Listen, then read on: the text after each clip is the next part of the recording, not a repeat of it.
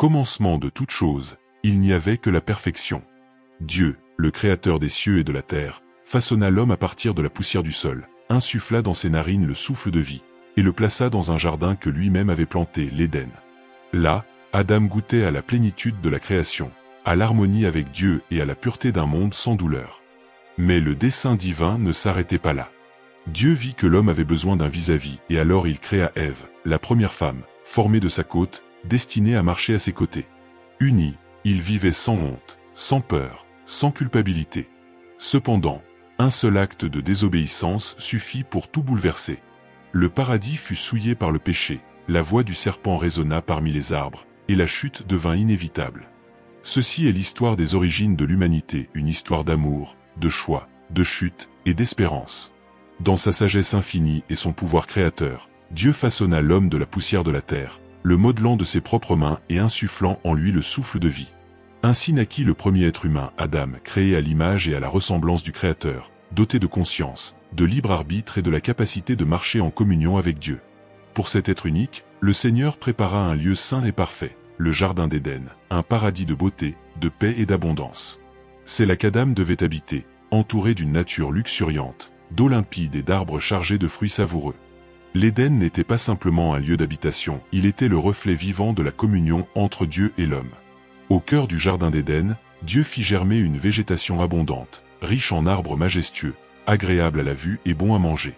Chaque plante portait la marque du toucher divin, pensée pour réjouir l'œil et nourrir le corps. Parmi toutes ces merveilles, 2 arbres se distinguaient. L'arbre de vie, qui conférait la vie éternelle, et l'arbre de la connaissance du bien et du mal, dont Dieu avait interdit la consommation. De cet arbre provenait le fruit défendu, symbole du choix entre l'obéissance et la rébellion envers le Créateur. Le jardin était arrosé par un fleuve qui prenait sa source en Éden et se divisait en 4 grands bras. Le Pichon, qui entourait le pays de Havila, riche en or pur. Le Guillon, qui serpentait autour du pays de Cush. Le Tigre, qui coulait à l'orient de la Syrie. Et l'Euphrate, connu pour sa puissance et son importance historique. Ce décor paradisiaque illustrait l'harmonie parfaite entre l'homme, la création, et Dieu lui-même.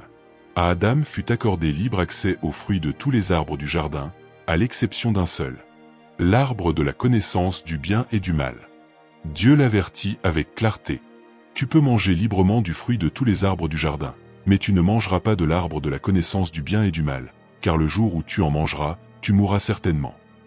Genèse 2, 16-17. Ce fruit défendu représentait l'obéissance, la responsabilité morale, et la limite sacrée établie par Dieu.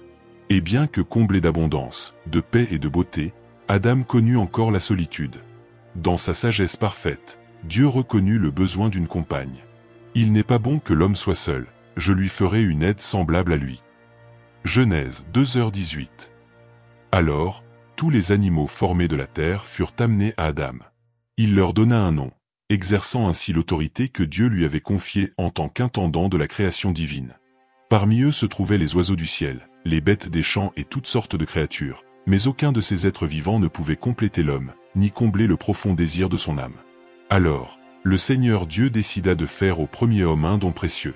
Une compagne, semblable à lui, faite pour être à ses côtés comme partenaire, aide et reflet de sa propre essence.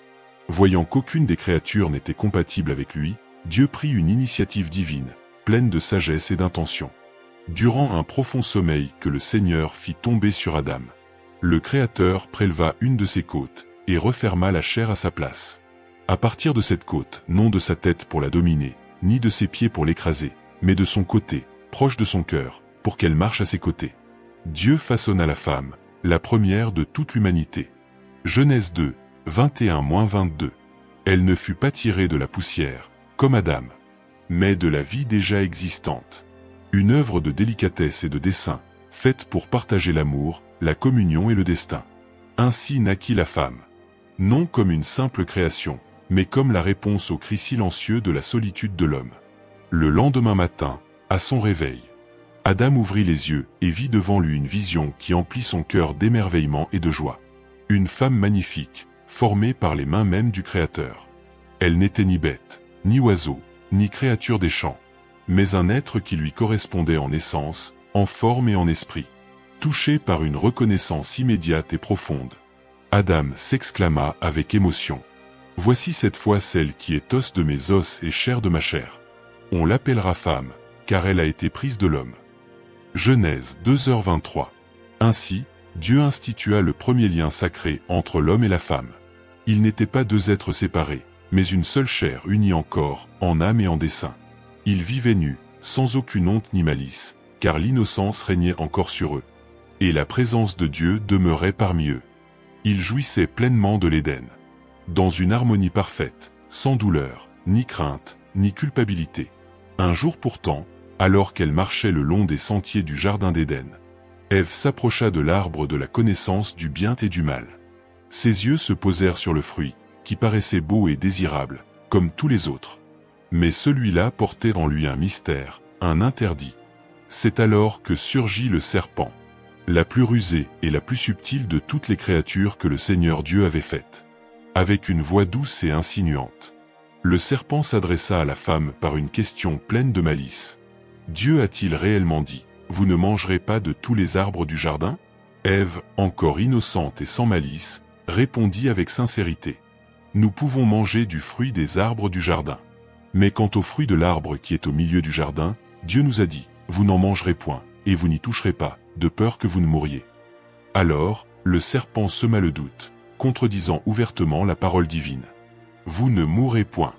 Mais Dieu sait que, le jour où vous en mangerez, vos yeux s'ouvriront, et vous serez comme Dieu, connaissant le bien et le mal. » Genèse 3, 1-5. Ce moment marqua le début de la grande tragédie humaine. Avec une voix pleine de ruse et de persuasion, le serpent insista. « Vous ne mourrez point. Car Dieu sait que, le jour où vous en mangerez, vos yeux s'ouvriront, et vous serez comme Dieu. » Ces paroles pénétrèrent profondément le cœur d'Ève. Elle regarda à nouveau le fruit, il était beau à voir, attrayant, et désirable pour acquérir la sagesse. La graine du doute, plantée par le serpent, s'enracina dans son esprit. Le désir de connaissance fit croître en elle une tentation irrésistible. Ève tendit la main, prit le fruit, et en mangea.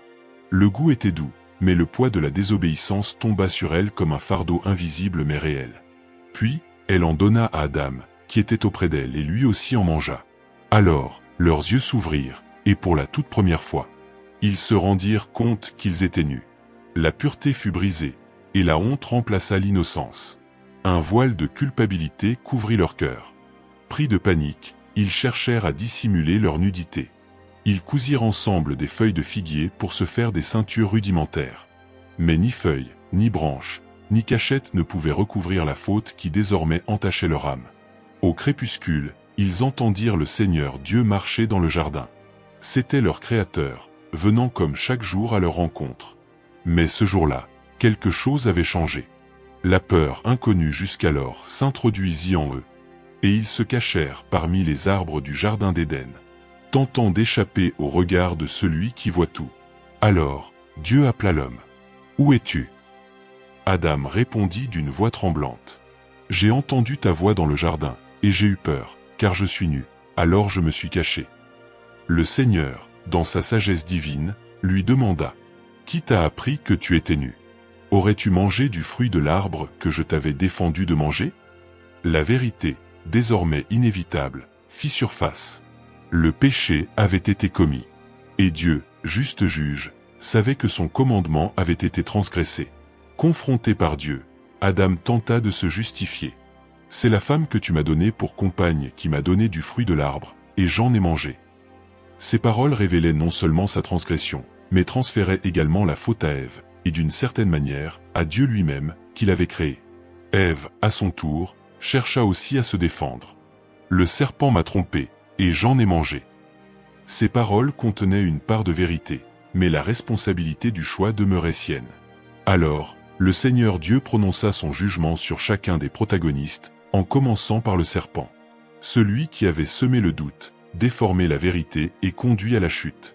Dieu déclara, « Parce que tu as fait cela, tu seras maudit entre tous les bétails, et entre toutes les bêtes des champs. Tu marcheras sur ton ventre, et tu mangeras la poussière tous les jours de ta vie. » Mais Dieu ne s'arrêta pas là. Ces paroles, désormais lourdes de sens éternel, portaient en elles la toute première prophétie messianique de la Bible. L'annonce d'un combat entre la lignée de la femme et celle du serpent. Je mettrai inimitié entre toi et la femme, entre ta postérité et sa postérité. Celle-ci t'écrasera la tête, et tu lui blesseras le talon. Genèse 3h15. Là, au cœur même de l'Éden souillé par le péché, la promesse de la rédemption fut proclamée. Un jour viendrait, issu de la descendance de la femme, celui qui écraserait la tête du serpent, anéantissant le mal à jamais. Puis, Dieu se tourna vers la femme, et d'une voix grave et solennelle, il énonça sa sentence. Je multiplierai la souffrance de ta grossesse. C'est avec douleur que tu mettras au monde des enfants. Tes désirs se porteront vers ton mari, et lui, il dominera sur toi. Genèse 3h16. Ces paroles marquèrent une nouvelle réalité pour Ève et pour toutes les femmes après elle. La douleur de l'enfantement ne serait pas seulement physique, mais aussi symbolique, un rappel constant de la chute et de la rupture entre le Créateur et sa création. Le désir d'être dirigé par son mari, et la conséquence de sa domination, engendrerait des tensions là où régnait autrefois l'harmonie parfaite. Puis, Dieu s'adressa à Adam, lui qui avait reçu directement l'ordre de ne pas manger du fruit défendu. Sa transgression ne l'affecta pas seulement lui, mais souilla toute la création. Et l'Éternel dit, « Parce que tu as écouté la voix de ta femme, et que tu as mangé de l'arbre au sujet duquel je t'avais ordonné, tu n'en mangeras point. La terre est maudite à cause de toi. C'est avec peine que tu en tireras ta nourriture. Tous les jours de ta vie, elle produira pour toi des épines et des ronces. Et tu mangeras el herbe des champs. C'est à la sueur de ton front que tu mangeras ton pain, jusqu'à ce que tu retournes à la terre. Car tu es poussière, et tu retourneras à la poussière. » Genèse 3, 17-19. L'Éden, jadis lieu d'abondance et de paix, devenait désormais un sol ingrat, arrosé par la sueur du labeur humain. La sentence divine ne condamnait pas seulement le travail à la douleur. Elle introduisait aussi la réalité inéluctable de la mort. Le retour de l'homme à la poussière d'où il avait été tiré. Pourtant, malgré la désobéissance, Dieu, dans sa miséricorde, prit soin d'Adam et d'Ève. Avant de les chasser du jardin, l'Éternel leur fit des vêtements de peau et les revêtit. Un acte d'amour qui annonçait déjà le premier sacrifice en faveur de l'humanité. Ce fut la première fois que du sang fut versé pour couvrir le péché. Genèse 3h21. Alors, le Créateur déclara que l'homme ne pouvait plus accéder à l'arbre de vie, de peur qu'il n'en mange et ne vive éternellement dans un état de rébellion. Une éternité sans rédemption aurait été une malédiction plus grande encore. Ainsi, Dieu les chassa du jardin d'Éden. Adam et Ève furent envoyés loin du paradis, pour cultiver la terre à la sueur de leur front, dans une existence désormais marquée par la lutte, la douleur et la nostalgie de la présence divine. Pour garder l'accès à l'arbre de vie, Dieu posta des chérubins, brandissant des épées flamboyantes, empêchant tout retour vers le paradis perdu. Genèse 3, 22-24. Ce fut le commencement de l'histoire de l'humanité hors de l'Éden. Une histoire marquée par la chute, mais aussi par l'espérance d'une rédemption à venir. Car même dans la discipline, Dieu n'abandonna pas l'homme. L'Éden fut perdu, mais la promesse de salut fut semée. Même après la chute, Dieu ne tourna pas le dos à l'homme. Dans la sentence contre le serpent, brillait déjà l'espérance. La descendance de la femme t'écrasera la tête. Genèse 3h15.